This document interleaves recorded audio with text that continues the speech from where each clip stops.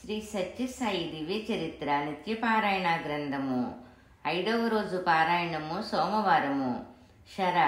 అవకాశము ఉన్న భక్తులు ప్రతిరోజు అనగా ఈ 7 రోజులు పారాయణలో మొదట వ్రాయబడ్డ దత్తావతార పరంపర విశేషాలు మరియు ప్రార్థనలను పూర్తి చేసి తదుపరి సోమవారం నాటి పారాయణ మొదలు పెట్టవచ్చు. లేనివారు నేరుగా సోమవారం నాటి పారాయణ మొదలు పెట్టగలరు. ఉపోద్ఘాతము.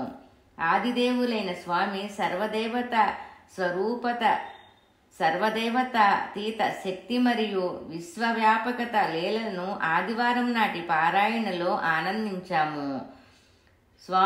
సోమ స్వరూపుడైన స్వామి ఈ అవతారములో సౌమ్యత, ఆనందం ఇంటింటా, ఊరూరు, రాష్ట్రాల్లో, దేశాల్లో విశ్వమంతా పంచాలి అని సంకల్పించారు. సర్వవేద సారము, సర్వశాస్త్రములు సారాన్ని అతి సాధారణ వ్యక్తికి అంటే అజ్ఞాన వ్యక్తికి కూడా అవగాహన అయ్యేలా, అందుబాటులోకి వచ్చేలా తమ అవతార ఉద్దేశాన్ని సంఘ సంస్కృత సాయిగా నిర్వహిస్తూ విశ్వానికే మార్గదర్శకులుగా ఉన్నారు. స్వామి చేయిస్తున్న సర్వ కార్యాల వెనుక ఈ సంఘ జాగృతీకరణ అనే అంశం మనకు స్పష్టంగా కనబడుతుంది. నా జీవితమే నా సందేశం అని చెప్పగలిగినట్టి ఏకైక శక్తి సాయి మాత్రమే. అట్టి సామూహిక ఉద్దాపనాలీలలు కొన్నింటిని ఈ సోమవారం నాటి పారాయణలో ఆనందిద్దాం. 32వ అధ్యాయము. అంశాలు. సాయి సూక్తి. వేదపురుష సప్తాహ యజ్ఞం. సాయి సూక్తి.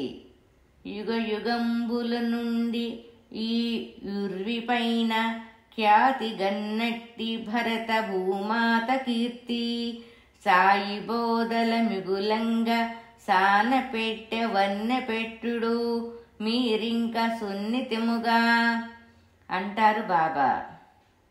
శ్రీమంతమైనది భరతమాత. వేద విహిత సాంప్రదాయాలకు, ధర్మ నిరతికి పేరున్నక కన్నది ఈ భూమి. ఇతర దేశాలన్నీ మన భారతదేశాన్ని పరమ పవిత్రమైన వేదభూమి అని, కర్మభూమి అని గౌరవిస్తాయి. అలాంటి కీర్తి ప్రతిష్టలు గల మన భారతదేశం స్వాతంత్రం కోల్పోయి పరాయి పాలన లోనయ్యి దాదాపు 200 ఏండ్లు మిక్కిలి ఇక్కట్లు పాలైంది. తదాది దేశ ప్రజలంతా తమ స్వధర్మం వదిలి విదేశీ సంస్కృతి వ్యామోహంలో పడిపోయారు. గాడి తప్పిన ప్రజలందరికీ సత్య, ధర్మ, శాంతి, ప్రేమ, అహింసలు విలువలు మరుగైపోతున్న మన సనాతన సాంప్రదాయ ధర్మములు బోధించి వేదోద్ధరణ చేసి లోకోద్ధరణ చేస్తున్నారు బాబా. అలా సాయి విద్యాలయాల్లో, సేవా సమితులలో, బాల వికాస్ బోధనలలో తగు శిక్షణ పొంది మెరికిల్లా తయారయ్యి సాయి నామమే జపమంత్రంగా, సాయి కనుకొనల చూపే ఆజ్ఞగా ఆచరించి సేవించి తరుస్తున్న వారెందరో. భక్తులంతా అలా మారి స్వామి సందేశాన్ని దేశాల్లో విస్తరిల్ల చేస్తే మన దేశ యశచంద్రికలు గతంలో వలె తిరిగి విశ్వవ్యాప్తమవుతాయి. కనుక సాయి బాటలో నడిచినట్లయితే ఇహపర సౌఖ్యాలు పొందడమే కాక దేశమాత రుణం తీర్చుకోవడం అనే మహదవకాశం లభ్యమవుతోంది. వేద పురుష సప్తాహ యజ్ఞం. ధర్మ సంస్థాపనలో, లోక కళ్యాణం కోసం వేద పురుష సప్తాహ యజ్ఞం అనే వేద ప్రమాణ క్రతువును పలువురు పండితులను నియోగించి అందులోనూ వారి కర్తవ్య దీక్షలు తామే బోధిస్తూ 1963వ సంవత్సరపు దసరా పండగ సందర్భమున అనగా నవరాత్రిని పురస్కరించుకొని నిర్వహించేందుకు శ్రీకారం చుట్టారు స్వామి. దీనిని సప్తరాత్రులు అంటే 7 రోజులు క్రతువుగా నిర్వహిస్తారు పుట్టపర్తిలో. సాక్షాత్తు జగద్గురువుల ఆధ్వర్యంలో వారి ఆశీస్సులతో జరిగే ఈ మహాక్రతువును చూడడానికి యావత్ భారతదేశం నుండి లక్షల కొలది ప్రజలు విచ్చేస్తూ ఉంటారు. వివిధ హోమకుండములతో యజ్ఞవేదిక నిర్మించబడుతుంది. అభయంకర క్షేత్రపాలక నవగ్రహాది దేవతలకు అర్హస్థానములు అమర్చబడతాయి. వివిధమైన యజ్ఞ సంబరాలు ప్రత్యామ్నాయాలు కాకుండా సహజమైన శాస్త్ర విహిత వస్తు సముదాయములు సమకూర్చబడతాయి. నిర్దిష్టమైన సంఖ్యలలో ఆజ్యాది ఆహుతులను ఆయా దైవశక్తుల ప్రీత్యర్థం స్వాహాకార మంత్ర సహితంగా అగ్నిలో వ్రేల్చబడతాయి. ఉదయము అతిరుద్ర హోమము, సూర్య నమస్కారములు, రామాయణాది సద్గ్రంథ పారాయణము, వేద పఠనము మొదలైన సత్కర్మానుష్ఠములు, సాయంకాలము సత్సంగ కార్యక్రమములు, స్వామివారి దివ్యోపన్యాసములు మొదలగునవి జరుగుతాయి. మొదటిసారి జరపబడ్డ ఆ యజ్ఞం గురించి గత 50 సంవత్సరాలలో తాను ఇటువంటి మహాయజ్ఞమును చూడలేదని వేద పండితుడు, వేదార్థ వాచస్పతి బిరుదాంకుతుడైన బ్రహ్మశ్రీ ఉప్పులూరి గణపతి శాస్త్రి గారు చెప్పారు. ఆ సందర్భంలో బాబా ఋత్వికులకు తెల్లని పట్టు వస్త్రములను, ఇతర పండితులకు ఎర్రని పట్టు వస్త్రములను ఇవ్వటం చూచి అది కూడా అంతరార్థపూరిత శాస్త్ర ప్రమాణ విధి అని, ఇంత వివరం తెలిసిన వ్యక్తులను తానెంతవరకు చూడలేదని అన్నారు. పూర్ణాహుతి సమయమున స్వామి యజ్ఞాంతరార్థమును తెలియచేసి భక్తులందరూ తమ దుష్ట ప్రవృత్తులను, దుష్ట సంస్కారములను, దుష్ట భావాలను ఈ అగ్నిలో వ్రేల్చి అవి దహించబడుచున్నట్లుగా భావించి ఆ ఫలితములు పొందవలసిందిగా తెలియపరిచి తదుపరి యజ్ఞపురుషునిగా దర్శనమిచ్చెదనని బాబా ఆశీర్వదించిరి. ఈ యజ్ఞమును తమ షిరిడీ బాబా అవతార కాలములో ఉపయోగించిన కమండలమును పరమాద్భుతముగా తెప్పించి పవిత్ర జలపాత్రగా నియోగించిరి. జలకలశములో వేయుటకు బంగారు రేకును, యజ్ఞమును పూజకై నవగ్రహమూర్తులను హస్తచారణము చేత సృష్టించి ఇచ్చిరి. పూర్ణాహుతి సమయమున నవరత్నాలు తామే సృష్టించి హోమానికై ఉపయోగించుట స్వామి కారుణ్యముతో మాత్రమే సాధ్యమైన మహోత్తర సంఘటన. వేదశాస్త్ర పండితులు తమ సందేహ నివృత్తి పొంది బాబా దివ్యత్వాన్ని గ్రహించి అనుభవించి వారు సాక్షాత్తు భగవంతుడే అని ముక్తకంఠంతో పలికి శరణాగతులగుటకు ఈ యజ్ఞవాటిక ఒక కారణం అయింది.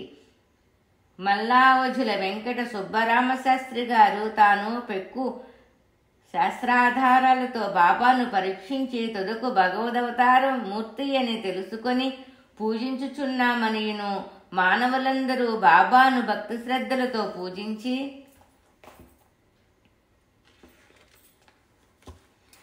భజించి ప్రేమించి స్మరించి తరించవలనని తమ ఉపన్యాసములో తెలిపిరి. బొంబాయిలోని ఒక భక్తురాలికి స్వామి శేషసాయి రూపములో దర్శనమివ్వగా ఆమె అత్యంత ఉత్సాహంతో తాను దర్శించిన విధంగా ఒక శేషతల్పాన్ని చేయించి బాబాకు భక్తితో సమర్పించుకున్నది. విజయదశమి నాడు త్రిభువన విజయమనే మహాసభను ఏర్పాటు చేసి భగవాన్ బాబాని శేషపాన్పుపై అధిష్ఠింపచేసి పండితులందరూ సర్వధర్మములను ఆర్షజనులకు కల్పతరువై పోషించి రక్షించవలనని బహు విధములుగా భగవాన్ బాబాను ప్రార్థించిన దృశ్యము వర్ణనాతీతము. శ్రీ సత్యసాయి శకము ఆరంభమైనదని బాబా పండితులు పాలిట కల్పతరువని పండితులు పలు విధములు ప్రశంసించరి. వారిలో ఒక భక్తుడు భక్తి ప్రవృత్తులతో కామాక్షీదేవి స్తోత్రము చేయగా బాబా ఆయనకు కామాక్షీదేవి యొక్క స్వర్ణ విగ్రహము సృష్టించి ప్రసాదించిరి. ఇలా కడు వైభవముగా జరిగే దసరా మహోత్సవాలలో బాబా సాక్షాత్తు దేవి శక్తి స్వరూపంగా వెలుగొందేవారు. వేద పురుషయజ్ఞం ప్రారంభించక ముందు కూడా బాబాను పల్లకీలో కూర్చుండబెట్టి నవరాత్రి సందర్భంగా పర్తి వీధులలో 9 రోజులు ఊరేగింపు చేసేవారు. కానీ క్రమంగా భక్త సమూహము సంఖ్య పెరగటం వలన 9 రోజులు ఊరేగింపులు 1 రోజుకు మాత్రమే పరిమితమైనవి. ఆ ఊరేగింపులో ఒక్కోసారి బాబా నుదుట నుండి కుంకుమ, పసుపు, గంధం ఇత్యాది శుభద్రవ్యములు రాలేవి. ఒక్కోసారి సుగంధ ద్రవ్యం వచ్చేది. దాన్ని అందరూ కైలాస తీర్థమని అనేవారు. బాబా తమ మెడలోని పూమాలల్లోని పూలను తెంచి భక్తులపై విసరడం, అవి పెంపరమెంట్ చాక్లెట్లుగా మిఠాయిలుగా మారటం వంటి సంఘటనలు చోటు చేసుకునేవి. కొన్ని సందర్భాలలో అమ్మవారి రూపుగల నాణ్యాలు వెదజల్లబడేవి. ఇలాంటి దసరా ఉత్సవాలు యజ్ఞపురుష సప్తాహం ప్రారంభించేంత వరకు జరిగాయి. అవి ఆనాటి షిరిడీ అవతారపు చావిడి ఉత్సవాన్ని గుర్తుకు తెచ్చేవి. దసరా నవరాత్రులకు ఉత్సవాలకు స్వామి చెప్పే అంతరార్థం మానవత్వ వికాసన ద్వారా ఆనందసీమను చేరగలగడం, దానికై నవ ఆధ్యాత్మిక జీవనాన్ని అనుసరించడం. దసరా నవరాత్రులకు ఉత్సవాలకు స్వామి చెప్పే అంతరార్థం మానవత్వ వికాసన ద్వారా ఆనందసీమను చేరగలగడం, దానికై నవ ఆధ్యాత్మిక జీవనాన్ని అనుసరించడం. యజ్ఞములో ప్రధాన భావం త్యాగభావాన్ని పెంపొందించుకొనుటకు తమలోని దుష్టభావాలను అగ్నిలో ఆహుతి వేయవలెను. భక్తుల సేవాదళ్ సభ్యుల సాధక బాధకలు పురస్కరించుకొని ఇటీవల దసరా ఉత్సవాలను ఘనంగా జరపటం ఆపివేశారు బాబా. సాక్షాత్తు త్రిమాతల స్వరూపమైన ప్రేమరూపిణి అభయ ప్రదాత అయిన భగవతి బాబాను సదా మనసారా స్మరించి భజించి తరించుదాం. సాక్షాత్ త్రిమాతల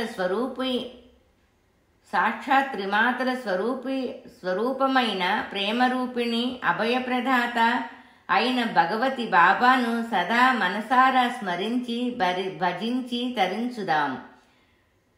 శక్తిత్రయ స్వరూపంచ త్రిమాతాతీత శక్తిదం సతతోధారకం సర్వం సాయం వందే జగద్గురుం. ఓం శాంతి శాంతి శాంతి. శ్రీ సత్యసాయి దివ్య చరిత్ర నిత్యపారాయణ గ్రంథము 32వ అధ్యాయము సంపూర్ణం.